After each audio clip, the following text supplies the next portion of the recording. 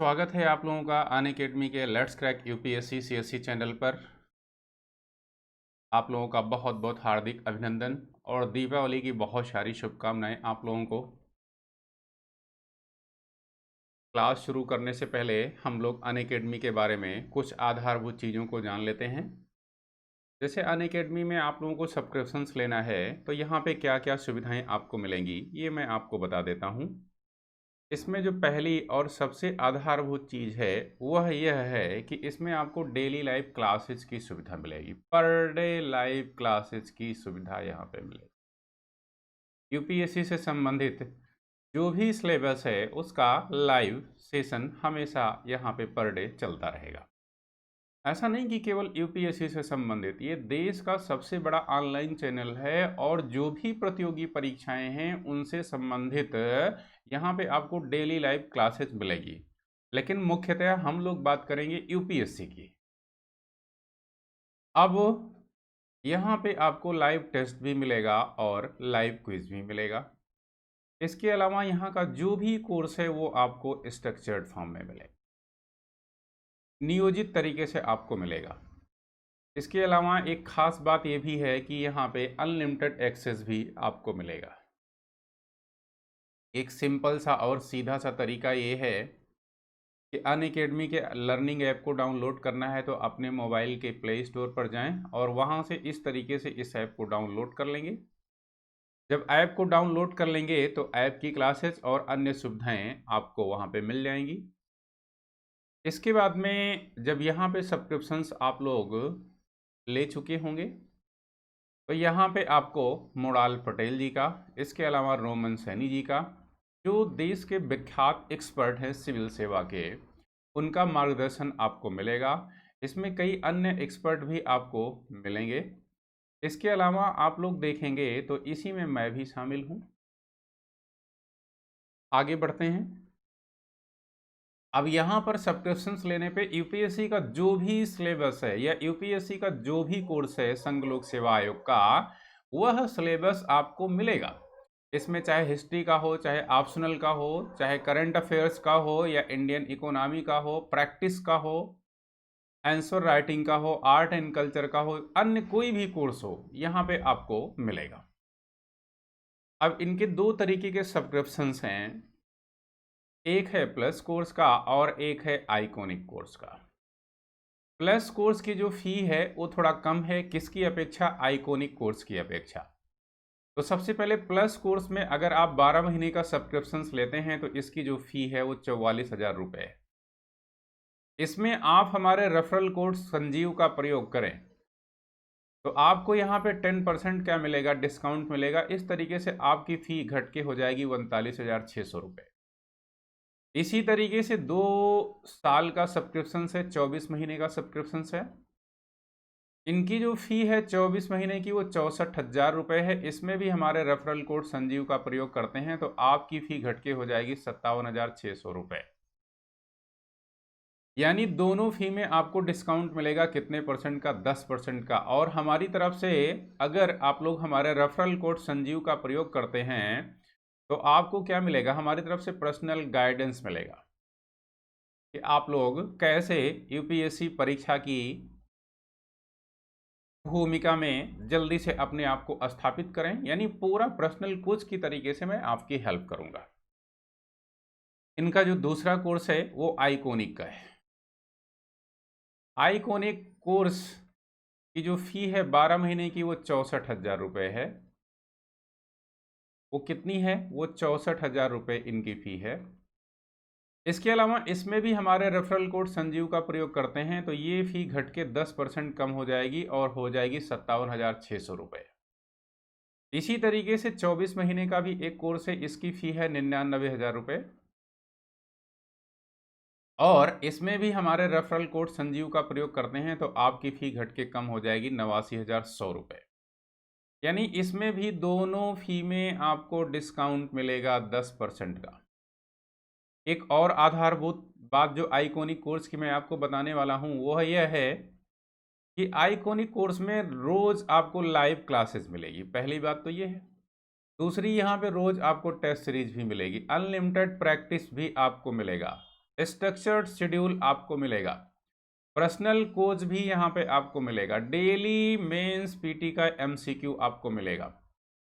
इसके अलावा study planner आपका तैयार किया जाएगा और पर्सनली आपका फीडबैक समय समय पर लिया जाएगा। कई आधारभूत चीजें हैं यहाँ पे, तो आपको लगेगा ही नहीं कि आप ऑफलाइन की क्लास में बैठे नहीं, ये आपको लगेगा कि आप ऑफलाइन क्लास में बैठे हो।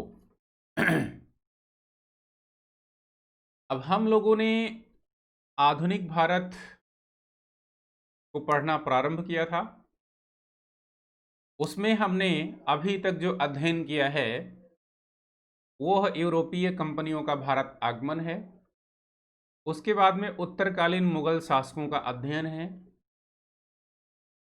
उसके बाद में अंग्रेजों की भारत विजय को हमने देखा, अंग्रेजों की बंगाल विजय को देखा, अंग्रेजों की अवध विजय को देखा, अंग्रेजों की मराठा विजय को देखा, अंग्रेजों की मैसूर विजय को देखा। और जब एक तरीके से अंग्रेजों ने भारत की लगभग अपनी विजयें संपूर्ण कर ली, तो विजयों को पूरा करने के बाद एक तरीके से भारत पर अंग्रेजों का शासन प्रारंभ हो गया। जब भारत पर अंग्रेजों का शासन प्रारंभ हो गया और काफी समय हो भी गया शासन करते करते अंग्रेजों को, तो यूपीएससी के सिलेबस के अनुसार अब जो सबसे महत्वपूर्ण टॉपिक है इतिहास में, जो जल्दी से समझ में नहीं आता है, उसको हमने आज यहां पे रखा है, और यह है ब्रिटिश शासन का भारत पर पड़ा आर्थिक प्रभाव। यानी कैसा कैसा आर्थिक प्रभाव ब्रिटिश शासन का भारत पर पड़ा था, इसे हमें देखना है। तो ये बहुत ही महत्वपूर्ण टॉपिक है और आसानी से समझ में नहीं आता। इसके अलावा इसकी खास बात यह है कि यहां से क्वेश्चन भी बहुत अच्छे बनते हैं, अच्छे लेवल के यहां से क्वेश्चन बनते हैं, चाहे वो प्रारंभिक परीक्षा का हो चाहे वो मुख्य परीक्षा का हो। तो इसलिए बहुत सतर्क होके इसका अध्ययन आपको करना है। लेकिन इससे पहले हम लोग इसका अध्ययन प्रारंभ करें, आप लोग इस क्लास को अपने मोबाइल ग्रुप में शेयर कर दें और लाइक भी करते रहे समय समय पर।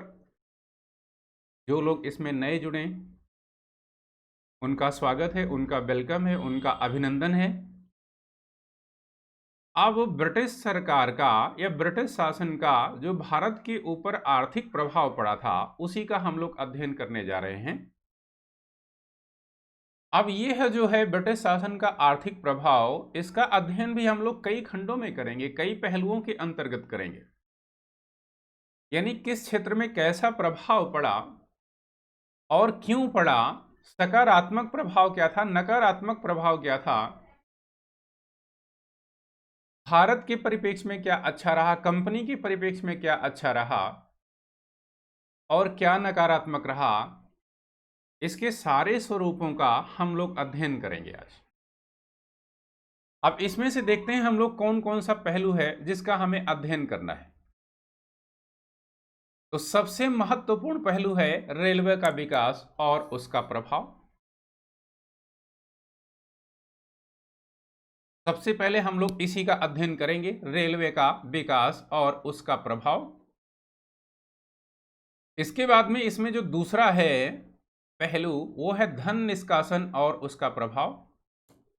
यानी किस तरीके से भारत का धन इंग्लैंड यानी टेम्स नदी के किनारे यानी उत्तर दिशा की ओर, यानी गंगा नदी से टेम्स नदी के किनारे की तरफ गया था, और भारतीयों ने इसके परिप्रेक्ष्य में क्या सबूत पेश किए और धन निकासी के सोर्सेस क्या थे, माध्यम क्या थे, किस तरीके से भारत का धन लंदन की तरफ या उत्तर दिशा की तरफ या टेम्स नदी की तरफ गया था, गंगा नदी की तरफ से, इसको हम लोग देखेंगे। इसके बाद में हम लोग इसमें तीसरे पहलू पे आ जाएंगे और तीसरे पहलू में ब्रिटिश सरकार की भू राजस्व नीति और उसका प्रभाव देखेंगे।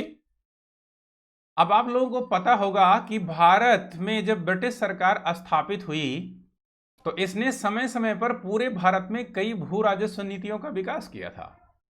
और इस भू राजस्व नीतियों में देखेंगे तो ब्रिटिश सरकार ने भारत में 3 प्रकार की भू राजस्व नीतियों का विकास किया था। इसमें जो पहली भू राजस्व नीति है उसको हम लोग अस्थाई बंदोबस्त के नाम से जानते हैं। ध्यान से समझिएगा, इसको बहुत ही इंपॉर्टेंट है परीक्षा के दृष्टिकोण से। अगर इसको समझ लिया तो आज तक के संपूर्ण भारत के आर्थिक इतिहास को आप लोग समझ लेंगे। तो एक अस्थाई बंदोबस्त हो गई, और दूसरी कौन बंदोबस्त हो गई? दूसरी हो गई महालवाड़ी बंदोबस्त। तीसरी जो इनकी बंदोबस्त है ब्रिटिश सरकार की, उसको हम लोग रैयतवाड़ी बंदोबस्त के नाम से जानते हैं। अभी हम लोग इन बंदोबस्तों की गहराई में नहीं जाएंगे, क्योंकि इसका हमने अलग से एक पहलू रखा हुआ है, अलग से एक भाग रखा हुआ है, एक खंड रखा हुआ है। उसमें हम देखेंगे कि इन नीतियों को ब्रिटिश सरकार ने विभिन्न विभिन्न क्षेत्रों में क्यों लागू किया, आखिर एक ही नीति को क्यों नहीं लागू किया, और इन नीतियों की विशेषताएं क्या हैं, और उसी में हम लोग देखेंगे कि इसका प्रभाव क्या पड़ा। आगे बढ़ते हैं। इसमें जो चौथा पहलू है वो है कृषि का वाणिज्यीकरण। कैसे अंग्रेजों ने कृषि का वाणिज्यीकरण कर दिया। जो हमारे यहां परंपरागत कृषि थी उसको लगभग बंद करा दिया और वहां पे वाणिज्यिक फसलों को लाया, और उसका क्या प्रभाव पड़ा, इसको हम लोग चौथे पहलू में कृषि का वाणिज्यीकरण और उसके प्रभाव में देखेंगे। इसके बाद में हम आते हैं पांचवें पहलू में, हस्तशिल्प उद्योग और उसका पतन। जो भारत का हस्तशिल्प उद्योग है, कुंभकारी है, गलीचा उद्योग है, इसी प्रकार के अन्य जो क्षेत्रीय उद्योग हैं, जो घरेलू उद्योग हैं, वो कैसे नष्ट हुए और ब्रिटिश सरकार ने उसको कैसे नष्ट किया और उसके स्थान पर भारी उद्योग को बढ़ावा दिया। तो इसका भारतीय समाज पे क्या असर पड़ा, कैसे अंग्रेजों ने अपनी नीतियों के द्वारा भारतीय शिल्पों के या भारतीय शिल्पी वर्ग के हाथ काट लिए थे, इसको भी हम लोग देखेंगे। इसके बाद में एक अगला और सबसे महत्वपूर्ण पहलू है औद्योगिकरण बनाम विऔद्योगिकरण। इतिहासकारों के मध्य में आज भी ये उलझा हुआ विषय है कि क्या अंग्रेजों ने भारत में औद्योगिकरण किया। एक पक्ष इतिहासकारों का ऐसा है और दूसरा पक्ष इतिहासकारों का ऐसा है कि अंग्रेजों ने भारत में औद्योगिकरण किया ही नहीं, यानी विऔद्योगिकरण को बढ़ावा दिया। तो यानी यह जो ब्रिटिश सरकार का आर्थिक प्रभाव है या ब्रिटिश सरकार के शासन का आर्थिक प्रभाव है, इसका अध्ययन हम लोग कुल 6 पहलुओं के तहत करेंगे। इन पहलुओं को हम लोगों ने देख लिया, ये 6 पहलू आपके सामने हैं। अब इसमें से हर एक पहलू एक से एक बढ़ के हैं और सबसे ज्यादा महत्वपूर्ण है ये, खास करके प्रारंभिक और मुख्य परीक्षा के दृष्टिकोण से। क्योंकि इतिहास में जो आर्थिक इतिहास होता है वही सबसे कठिन होता है, सबसे उलझाऊ होता है, वो आसानी से समझ में नहीं आता। लेकिन आप लोग यहाँ पे ध्यान मग्न रहेंगे, यहाँ पे अपने लक्ष्य के प्रति समर्पित और कृतज्ञ रहेंगे,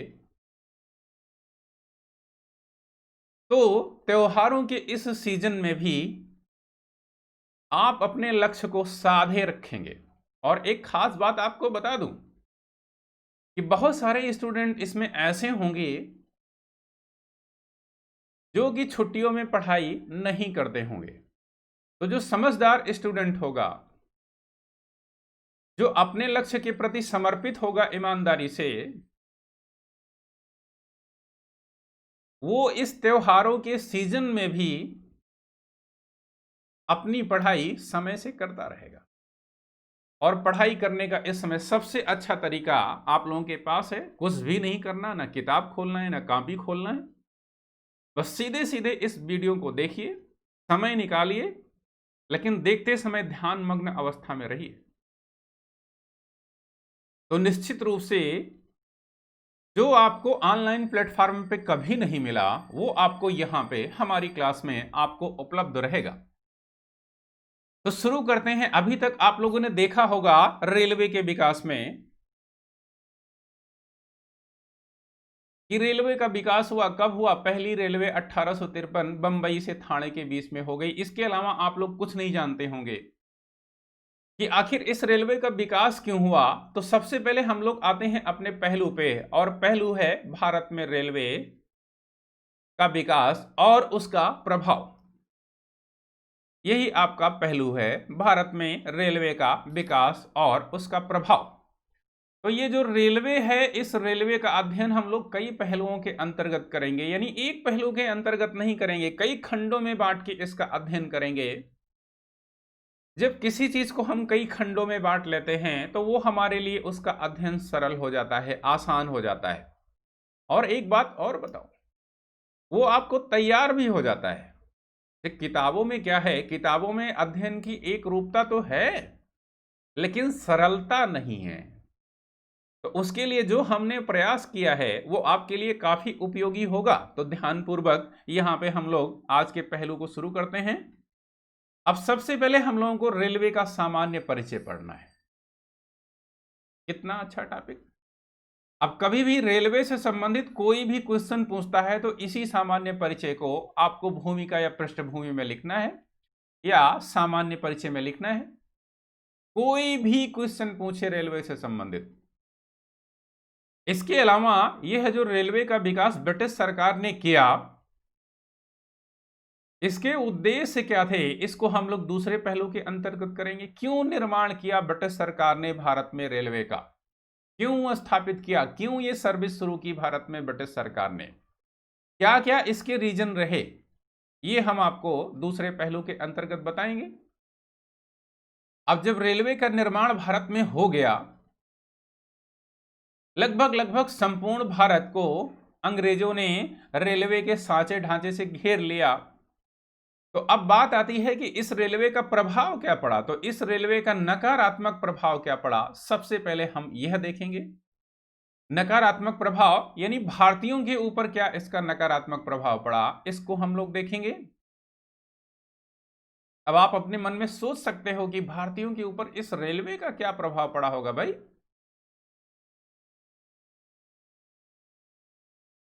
इसके बाद में इस रेलवे का सकारात्मक प्रभाव भी पड़ा था। तो वो सकारात्मक प्रभाव क्या है, यह भी हम लोग समझेंगे आज। तो एक एक पहलू को, इसमें 4 पहलू हैं, इन चारों पहलुओं का अध्ययन हमें करना है। एक एक पहलू का हम लोग अध्ययन करते हैं। आते हैं सामान्य परिचय पे। तो अगर आप रेलवे के विकास के परिप्रेक्ष्य में देखोगे तो रेलवे का विकास भारत में भारत के गवर्नर जनरल के समय में शुरू हुआ था। बंगाल के गवर्नर जनरल के समय में नहीं शुरू हुआ था, भारत के गवर्नर जनरल के समय में शुरू हुआ था। आप लोगों ने देखा होगा कि हमने गवर्नरी, बंगाल के गवर्नर जनरल, भारत के गवर्नर जनरल, भारत के वायसराय, भारत के अंतिम वायसराय, स्वतंत्र भारत के पहले गवर्नर जनरल और स्वतंत्र भारत के पहले भारतीय गवर्नर जनरल, इन सब का अध्ययन किया है।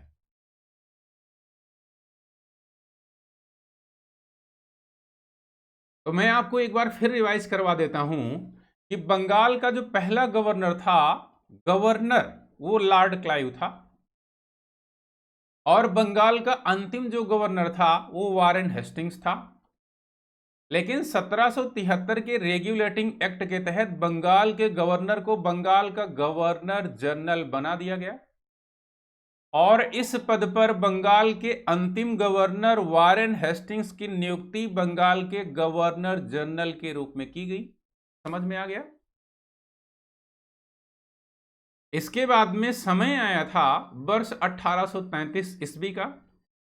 1833 ईस्वी में 1833 ईस्वी का चार्टर एक्ट आया था। इस चार्टर एक्ट द्वारा ब्रिटिश सरकार ने भारत में गवर्नर जनरल के पद का सृजन किया था, और इस पद पर सर्वप्रथम नियुक्ति विलियम बेंटिंग की हुई थी। इसके बाद में समय आया था 1858 ईस्वी का। 1858 ईस्वी में 1858 का भारत सरकार अधिनियम आया था और इसके द्वारा भारत के गवर्नर जनरल के पद को समाप्त कर दिया गया। यहां से भारत में वायसराय के पद का सृजन किया गया और यह वायसराय का पद स्वतंत्रता के पूर्व तक चलता रहा। वायसराय ब्रिटिश सरकार या ब्रिटिश क्राउन या ब्रिटिश सम्राट का प्रतिनिधि होता था, लेकिन आगे भी आप लोग देखोगे तो परंपरा स्वरूप जो वायसराय थे उन्हें भी गवर्नर जनरल कहा जाता रहा और स्वतंत्र भारत का पहला गवर्नर जनरल आप लोग देखेंगे तो माउंटबेटन था और स्वतंत्र भारत का प्रथम भारतीय गवर्नर जनरल सी राजगोपालाचारी साहब थे। तो यहां पे हमारे कहने का मतलब यह है कि इस समय भारत में गवर्नरी चल रही है। भारत में गवर्नर जनरल के शासन को हम लोग पढ़ रहे हैं और इस समय एक सबसे महत्वपूर्ण और विकासवादी गवर्नर जनरल भारत में है। हालांकि यह अपनी हड़प नीति के कारण भी भारतीय इतिहास में बहुत चर्चित रहा, लेकिन भारत में विकासवादी कार्यों को भी इसने शुरू किया था और इसी में एक है रेलवे,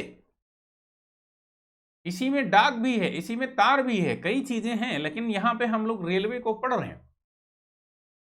तो रेलवे का विकास इसी डलहौजी नामक भारत के गवर्नर जनरल ने किया था। इसने वर्ष 1853 ईस्वी में बंबई से थाने के बीच में पहली रेलवे लाइन का विकास किया था। ध्यान रखना, कब? 1853 में बंबई से थाने के बीच में। अब यह जो रेलवे लाइन की लंबाई थी ये कुल 34 किलोमीटर थी। ध्यान रखिएगा इसको, ये पहली रेलवे लाइन है भारत की। इसके अलावा दूसरी रेलवे लाइन 1854 में कलकत्ता से रानीगंज के बीच में बिछाई गई थी, ये भी ध्यान रखिएगा। दोनों स्थान बंगाल में हैं, कलकत्ता और रानीगंज दोनों। तो एक रेलवे लाइन महाराष्ट्र में बिछाई गई और दूसरी रेलवे लाइन कहां पे बिछाई गई? बंगाल में बिछाई गई। इसके अलावा आप एक बात और देख सकते हो कि समय है 1856 ईस्वी का और 1856 ईस्वी में कराची से लाहौर के बीच में भी एक रेलवे लाइन बिछाई जा रही है।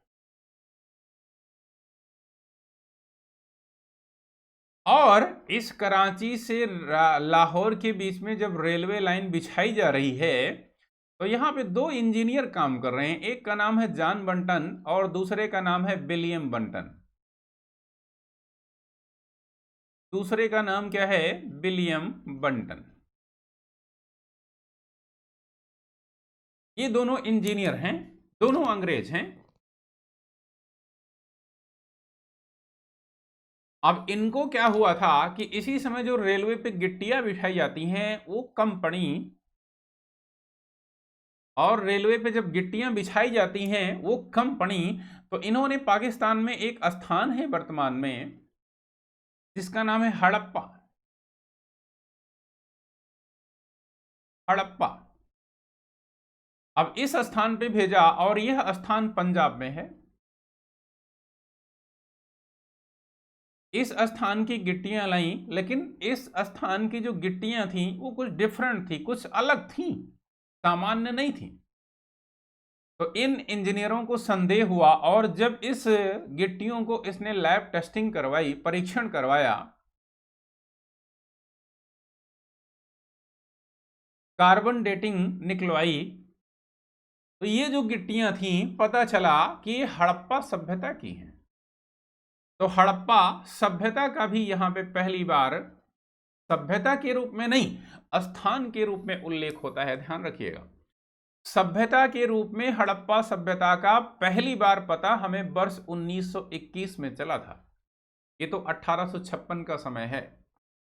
लेकिन अगर आपसे कोई पूछे कि हड़प्पा नामक स्थान का पहली बार उल्लेख कब आया था, तो आप कह सकते हो कि हड़प्पा नामक स्थान का पहली बार उल्लेख 1856 में आया था, लेकिन सभ्यता के रूप में नहीं आया था। स्थान के रूप में आया था, सभ्यता के रूप में 1921 में जब दयाराम साहनी ने इस स्थान की खोज एक सभ्यता के रूप में कर ली, तब उसका उल्लेख आया था। इस तरीके से रेलवे का आप लोग परिचय दे सकते हो। अब परिचय के बाद में जो अगला पहलू है उस पे हम लोग आते हैं। तो ये आपका रेलवे का विकास है भारत में। और अंग्रेजों ने एक समय ऐसा आया था कि जो ये बंबई से ठाणे के बीच में ही इस रेलवे का विकास किया था अंग्रेजों ने,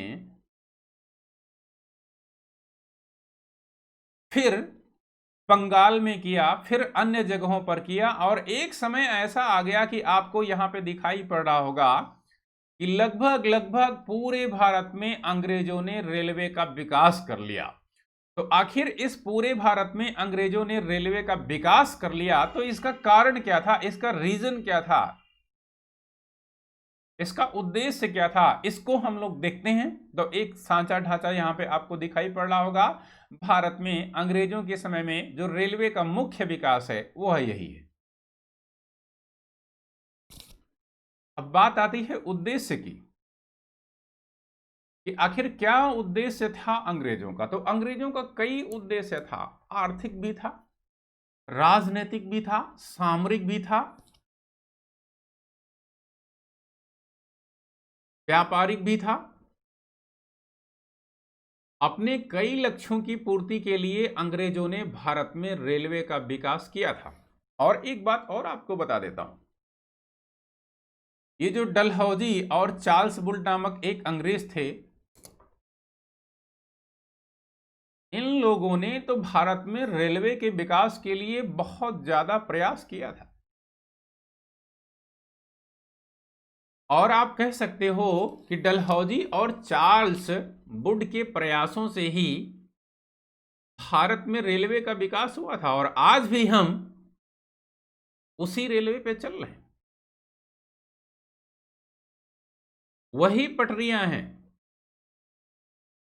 वही रेलवे लाइन है, कुछ ही नवीन चीजें आई हुई हैं, बहुत ज्यादा कुछ नहीं बदला है। तो आइए हम लोग देखते हैं कि रेलवे का विकास अंग्रेजों ने क्यों किया था भारत में, इसका रीजन क्या था, ये हम लोग देखते हैं। तो इसमें आप लोग देखोगे कि जो ब्रिटिशर्स थे वो साम्राज्यवादी थे, और अपने साम्राज्यवादी लक्ष्यों की पूर्ति के लिए वो कुछ भी साम दाम दंड भेद सारे पहलुओं को अपनाते थे, सारे क्रियाकलापों को अपनाते थे, और इन पहलुओं को अपनाकर अपने आर्थिक, राजनीतिक और सैनिक हितों की पूर्ति करते थे। तो अब बात आती है कि भारत में रेलवे का विकास क्यों किया। तो अपने राजनीतिक हितों की पूर्ति के लिए, अपने आर्थिक हितों की पूर्ति के लिए, और अपने सैनिक हितों की पूर्ति के लिए इन्होंने भारत में रेलवे का विकास किया था। सबसे पहले तो हम लोग यही बोलेंगे, अब इसकी व्याख्या करेंगे, अब इसका विश्लेषण करेंगे। अब आर्थिक में जैसे आप लोग देखोगे तो ये ब्रिटिशर्स जो हैं इनके भारत में निर्यात के केंद्र हैं। भारतीय वस्तुओं का भारत से ये विदेशों में निर्यात करते हैं, और भारतीय वस्तुएं कोई सुल्तानपुर में पड़ी हुई है, कोई फैजाबाद में पड़ी हुई है, कोई इलाहाबाद में पड़ी हुई है, कोई दिल्ली में कोई वस्तु पड़ी हुई है, कोई नोएडा में पड़ी हुई है, कोई गाजियाबाद में, कोई मेरठ में। चूड़ियां मुरादाबाद में पड़ी हुई हैं, फिरोजाबाद में पड़ी हुई हैं, ताले अलीगढ़ में पड़े हुए हैं, कालीन भदोही में पड़ा हुआ है।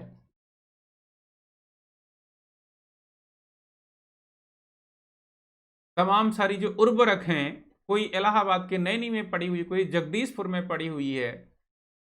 इसके अलावा अन्य कच्चे माल भी हैं। तो इन मालों को उठाने के लिए जरूरत किसकी है, रेलवे के डिब्बों की जरूरत है, ट्रेन की जरूरत है।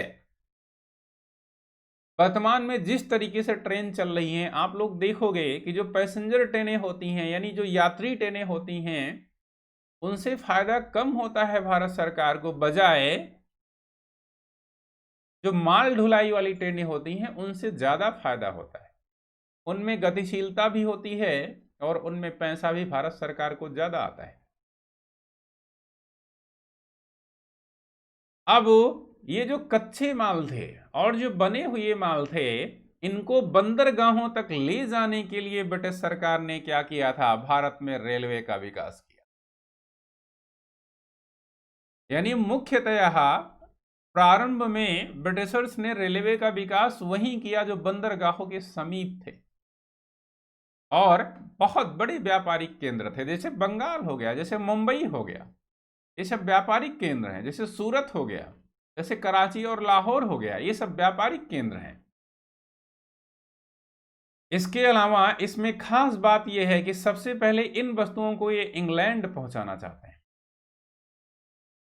दूसरी बात, जो भारतीय होते थे वो समय समय पर ब्रिटिशर्स के खिलाफ या ईस्ट इंडिया कंपनी के खिलाफ या ब्रिटिश सम्राट के खिलाफ क्या करते थे, रिवोल्ट करते थे, विद्रोह करते थे, क्योंकि ब्रिटिशर्स की नीतियां ही ऐसी थी, उनकी कार्य पद्धति ही ऐसी थी। उन लोगों ने भारतीयों का शोषण किया, तो भारतीयों ने तो मजबूरी में उनके खिलाफ रिवोल्ट किया या विद्रोह किया।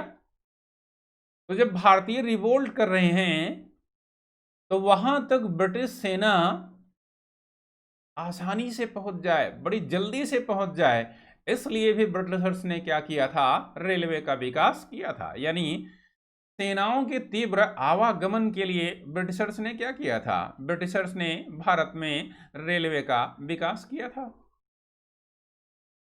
सेनाओं के तीव्र आवागमन के लिए ब्रिटिशर्स ने भारत में रेलवे का विकास किया था। इसको भी हम लोगों ने देख लिया। इसके अलावा और क्या है, और ये आपको दिखाई पड़ा होगा डलहौजी और चार्ल्स वुड, इसके प्रयासों से ही भारत में रेलवे का विकास हुआ था। और एक सबसे महत्वपूर्ण बात यह है कि सामरिक उद्देश्य के तहत, यानी ब्रिटिश सरकार की भारत में जो सीमाएं हैं, जो बाउंड्री है, वह सुरक्षित रहे, वह हमेशा ब्रिटिश सरकार के हाथ में रहे, फटाफट वहां पे सैनिक भेज दिए जाएं, इसलिए भी ब्रिटिश सरकार ने भारत में रेलवे का विकास किया था। तो यहां पे हम लोगों ने देखा कि अपने राजनीतिक हितों, अपने सैनिक हितों, अपने व्यापारिक हितों की पूर्ति के लिए ब्रिटिश सरकार ने भारत में रेलवे का विकास किया था। अब जब रेलवे का विकास ब्रिटिश सरकार ने भारत में कर लिया, तो क्वेश्चन आता है यूपीएससी में कि ब्रिटिश सरकार ने भारत में रेलवे का विकास क्यों किया, इसके नकारात्मक पक्षों को दर्शाइए, नकारात्मक पक्षों को समझाइए, नकारात्मक पक्षों की विश्लेषण कीजिए। या रेलवे का विकास जो ब्रिटिशर्स ने भारत में किया उसका क्या प्रभाव पड़ा, इसमें आपको सकारात्मक भी बताना पड़ेगा, नकारात्मक दोनों बताना पड़ेगा। तो इसी नकारात्मक प्रभाव का हम लोग अध्ययन करते हैं। रेलवे के ऊपर किए गए अत्यधिक खर्चों ने भारतीयों के ऊपर ऋण का बोझ बढ़ा दिया था।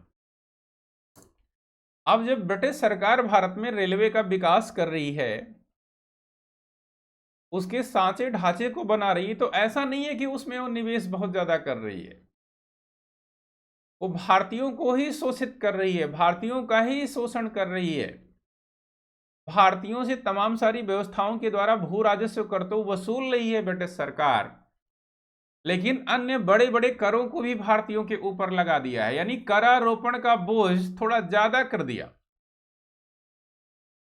अब जब करारोपण का बोझ ज्यादा कर दिया तो जो भारतीय होंगे कहीं ना कहीं वो ब्रिटिश सरकार के जो ऋण का बोझ है उसमें दब जाएंगे, उसमें कुचले जाएंगे, उसमें परेशान हो जाएंगे, क्योंकि अतिशय करारोपण की स्थिति जब होगी तो जो ताकतवर आदमी है, जो असामान्य आदमी है, चलो वो तो मान लो कर दे सकता है, जो रियासतदार है, लेकिन जो छोटे और मझोले किसान हैं वो किसान कैसे कर देंगे। तो ऐसे में क्या हुआ कि जब तक उनके पास था तब तक वो ब्रिटिश सरकार को कर देते रहे, लेकिन जब उनके पास नहीं था तो उन्होंने जमींदारों से, उन्होंने रियासतदारों से क्या किया, पैसा उधार लिया और फिर ब्रिटिश सरकार को कर दिया। और कालांतर में जब वो जमींदारों को पैसा नहीं दे पाए तो जमींदारों ने उनकी भूमि को हड़प लिया। इससे क्या हुआ, जो भारत का कृषक वर्ग है, जो भारत का किसान है, उसके ऊपर सकारात्मक प्रभाव नहीं पड़ा, उसके ऊपर नकारात्मक प्रभाव रेलवे का पड़ा। पहले पॉइंट में हमने आपको यह चीज समझाई। दूसरे पॉइंट में आगे बढ़ते हैं और नकारात्मक प्रभाव को देखते हैं। रेलवे के फलस्वरूप भारत में कच्चे माल का निर्यात हुआ। भारत से कच्चे माल बाहर चले जाने लगे। तो कच्चे माल ही नहीं गए भारत से, साथ में बहुत सारे खाद्यान्न यानी अन्न भी गए, अनाज भी गए। इसके फलस्वरूप आप लोग देखोगे तो यहां पे कैसी स्थिति बनी, यहां पे अकाल की स्थिति बनी। जब कच्चे माल भी भारत से चले जाएंगे, अंग्रेजों ने कम पैसों में किसानों से कच्चे माल खरीद लिया या अन्य लोगों से कच्चे माल खरीद लिया और कम पैसे में ही अनाज भी खरीद लिया, और उस अनाज को भारत में नहीं बेच रहे हैं, कहां, विदेशों में भेज दे रहे हैं। तो पहली बात तो खरीद लिया धमका के, दूसरी बात वो भारत में रहा भी नहीं, वो भारत से बाहर चला गया। ऐसे ही क्रियाकलाप चलता रहा अंग्रेजों का। तो एक समय ऐसा आया कि भारतीयों के पास खाने के लिए भी कुछ नहीं रहा और फलस्वरूप भारत में अकालों की बारंबारता आ गई थी। भारत का पहला अकाल आधुनिक भारत का 1770 ईस्वी में बंगाल में पड़ा था। 1770 ईस्वी में बंगाल में पड़ा था। उसके बाद तो भारत में अकालों की बारंबारता आ गई थी। मैं आपको पूरा अकालों का इतिहास पढ़ाऊंगा, कितने भयंकर अकाल पड़े, उनसे कितनी मौतें हुई और ब्रिटिश सरकार ने अकालों के परिप्रेक्ष्य में क्या किया, ये सब मैं पढ़ाऊंगा। तो अकालों का एक चैप्टर होगा, तो अभी हम उसकी गहराई में नहीं जाएंगे। आगे पढ़ते हैं। भारत में अंग्रेजों के विरोध में उठने वाले विद्रोह को दबाने के लिए सेना भेजने में सहायता पहुंचाई। अब जैसे मान लीजिए कि भारतीयों ने अंग्रेजों के शोषण के खिलाफ कोई भी विद्रोह किया, ऐसे मान लो विद्रोह का केंद्र मेरठ ही है, या बैरकपुर है, या रानीगंज है, या बंगाल है, या कोई अन्य क्षेत्र है।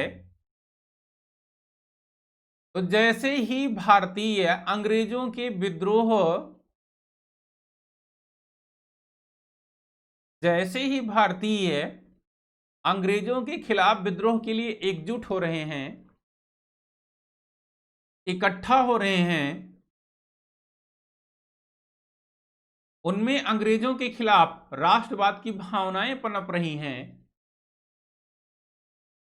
राष्ट्रीय संगठन बन रहा है, राष्ट्रीय एकता मजबूत हो रही है, ऐसे ही ब्रिटिश सरकार रेलवे के माध्यम से या ब्रिटिश सेना रेलवे के माध्यम से वहां पे पहुंच जा रही है और विद्रोह को फटाफट क्या कर रही है, समाप्त कर दे रही है।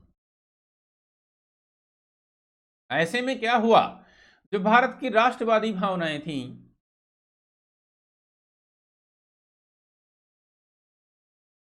जो भारतीयों में एकता समय समय पर पनप रही थी, उसको इस रेलवे ने क्या किया, दबाने का काम किया, खत्म करने का काम किया। तो यह रहा इस रेलवे का नकारात्मक प्रभाव। अब आगे हम लोग देखते हैं इसका सकारात्मक प्रभाव। भाई कुछ सकारात्मक प्रभाव भी तो पड़ा, तो देखते हैं इसका सकारात्मक प्रभाव। अगर हम लोग सकारात्मक प्रभाव की चर्चा करेंगे रेलवे की, तो सकारात्मक प्रभाव कई क्षेत्रों में पड़ा था। अर्थ के क्षेत्र में, समाज के क्षेत्र में और राजनीति के क्षेत्र में। यह आपको यहां पे स्पष्ट रूप से दिखाई पड़ रहा होगा। सामाजिक क्षेत्र में, राजनैतिक क्षेत्र में और आर्थिक क्षेत्र में क्या इसका सकारात्मक प्रभाव पड़ा था, इसको हम लोग देखेंगे। अब आइए देखते हैं कि राजनीतिक क्षेत्र में क्या प्रभाव पड़ा इस रेलवे का। तो रेलवे के परिणाम स्वरूप भारत में अब पहले की तुलना में अधिक सुसंगठित राजनीतिक इकाई के रूप में भारत उभर कर सामने आया।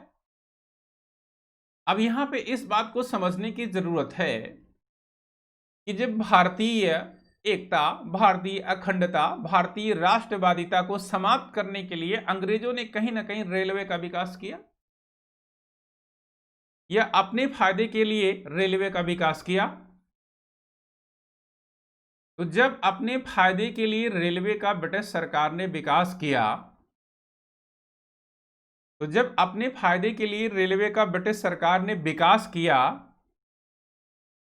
तो इस समय आप लोग देखेंगे तो ये पाएंगे,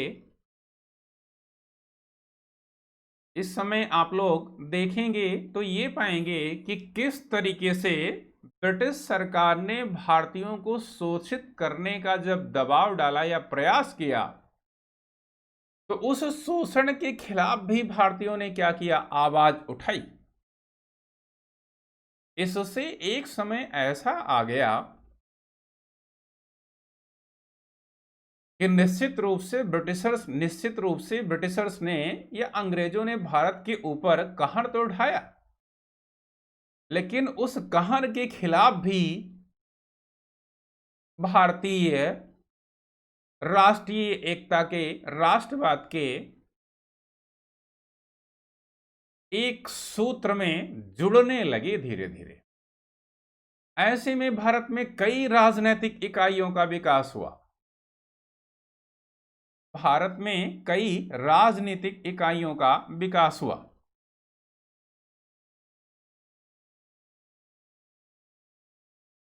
कई राजनीतिक पार्टियों का विकास हुआ, कई राष्ट्रीय, कई क्षेत्रीय पार्टियों का विकास हुआ, और इन पार्टियों के तले भारतीयों ने ब्रिटिश सरकार के खिलाफ अपने आंदोलन को मजबूत बनाया था। आगे बढ़ते हैं। सामाजिक, ये थोड़ा सा इंपॉर्टेंट है, इसको ध्यानपूर्वक पढ़ना है इस पहलू को। भारतीय समाज के ऊपर सकारात्मक प्रभाव क्या पड़ा था, इसको समझना है, बहुत ध्यान से समझना है इस चीज को। ये बहुत आकर्षक होगी आप लोगों के लिए, बहुत नई चीजें होंगी। हालांकि आप लोग इसको जब मैं बताऊंगा तो आप समझ जाएंगे कि हाँ ऐसा हो सकता है, लेकिन बताने से पहले नहीं समझेंगे। तो आइए इसको समझते हैं। जाति बंधन, जातिवाद, छुआछूत का प्रभाव रेलवे के विकास के कारण कमजोर पड़ने लगा। ध्यान दीजिएगा, आज भी जब आप रेलवे के डिब्बों में यात्रा करते हैं, चाहे एसी हो चाहे जनरल हो, तो वहां पे कोई किसी से पूछता है क्या आप किस जाति को? वहां पे जाति पाति नहीं चलती, वहां पे जाति के आधार पर रिजर्वेशन नहीं होता। उस समय भी ऐसा ही था। तो ऐसे में भारत में जाति पाति की जो कुरीतियां विद्यमान थीं, जब लोग या भारतीय समाज ट्रेनों में यात्रा करने लगा, डिब्बों में बैठने लगा, तो ऐसे में भी कहीं ना कहीं आप देखोगे कि भारतीयों के बीच में जो आपसी समरसता है, जो आपसी एकता है, वो क्या है, धीरे धीरे पनपने लगी। क्या हुआ, पनपने लगी। भाई रेलवे में कोई यात्रा कर रहा है तो वो जो छुआछूत है, जो जातिवाद है, ये सब बहुत दूर की बात हो गई है। स्टेशनों पर लोग उतर रहे हैं और जो वहां पे खाने पीने की दुकानें हैं, वहां पे सारे लोग पहुंच के सामग्री ले रहे हैं। कोई चाय पी रहा है, कोई समोसा खा रहा है, कोई दाल मोट ले रहा है। तो वहां पे जाति बंधन कोई नहीं है। तो इस तरीके से जो भारतीय समाज में जाति की संकीर्णता थी, उस संकीर्णता की भावना में अब क्या आई, उस संकीर्णता की भावना में अब कमी आई। पहली बात तो ये। सकारात्मक प्रभाव पड़ा। दूसरा क्या है, रेलवे ने अलग अलग भारतीयों को एक दूसरे से जोड़ने का काम भी किया। इससे क्या हुआ कि ऐसा थोड़ा ना है कि ब्रिटिशर्स को ही फायदा हुआ। ट्रेन चल रही है तो भारतीय लोग भी उससे जुड़े हुए हैं, सामान्य ट्रेन भी हैं। अब ऐसे में अगर कोई किसी को प्रॉब्लम होती थी, कोई दिक्कत होती थी, तो भारतीय क्या होते थे, ट्रेन पे बैठते थे और अपना पहुंच जाते थे। इससे भी क्या होता था, इससे भी एक बड़े समुदाय या समूह का निर्माण होता था, और एक तरीके से वहां पे क्या होता था, एक साझी चेतना का विकास हो जाता था। किसका विकास हो जाता था, एक साझी चेतना का या राष्ट्रवादिता का विकास हो जाता था।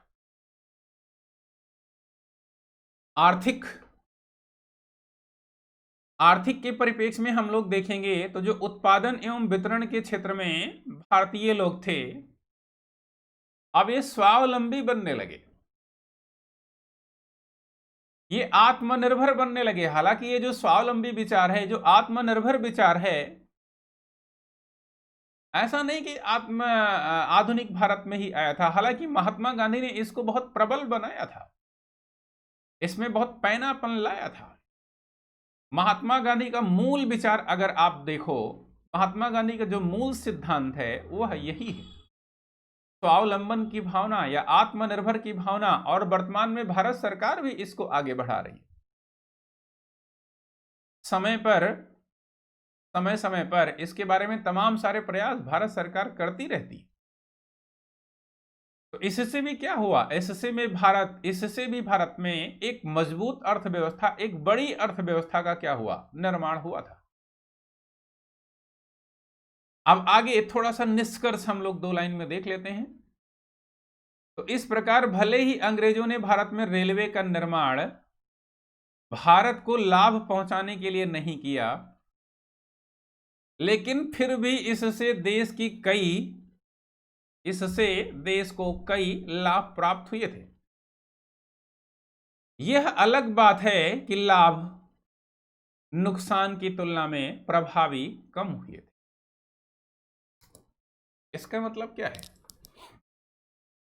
इसका मतलब निष्कर्ष में हमने आपको यह बताया कि अंग्रेजों ने भारत में जिस रेलवे का निर्माण किया वो अपने प्रॉफिट के लिए किया, अपने लाभ के लिए किया। लेकिन ऐसा नहीं है कि इससे भारतीयों को लाभ नहीं पहुंचा, इससे भारतीयों को लाभ पहुंचा। हालांकि यह अलग बात है कि अंग्रेजों को ज्यादा लाभ पहुंचा और भारतीयों को कम लाभ पहुंचा।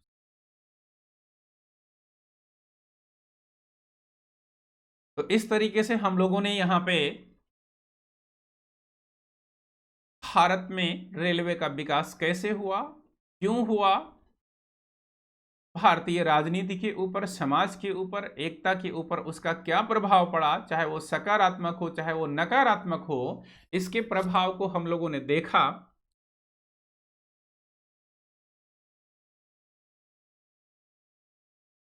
अब आज की क्लास जो आपकी है वो यहीं पे समाप्त होती है।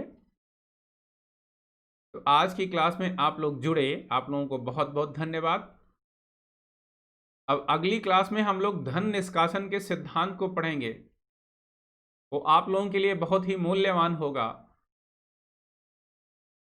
तो उस क्लास में आप लोग जुड़िएगा। आप लोग इस क्लास में जुड़े, आप लोगों को बहुत बहुत धन्यवाद।